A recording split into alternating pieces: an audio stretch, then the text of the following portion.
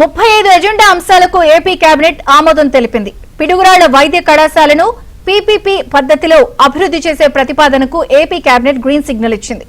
అమరావతి పరిధిలోని వీధిపోటు భూములు పొందిన రైతులకు ప్రత్యామ్నాయ ప్లాట్లకు ఆమోదం తెలిపింది. ఏపీ టిట్కోకు హట్కో నుంచి 4,451 కోట్ల ప్రభుత్వ రుణ గ్యారంటీకి ఆమోదం తెలిపింది. అమరావతి పరిధిలో భూములు లేని పేదలకు, అనాథ పిల్లలకు పింఛన్ల మంజూరుకు అనుమతి ఇచ్చారు.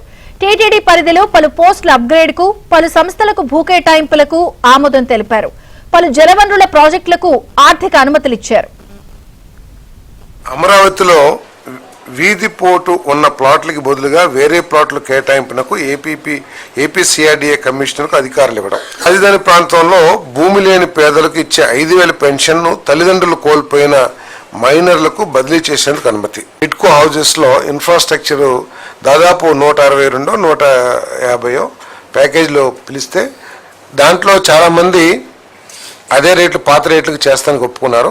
ఒక 29 మంది ఒప్పుకోకపోతే వాళ్ళ టెండర్లు క్యాన్సిల్ చేసి మళ్ళీ రీటెండరింగ్ చేయడానికి ఈ లేటెస్ట్ ఎస్ఎస్ఆర్ ప్రకారం ఎస్టిమేటెడ్ డేట్స్ని రీవర్కౌట్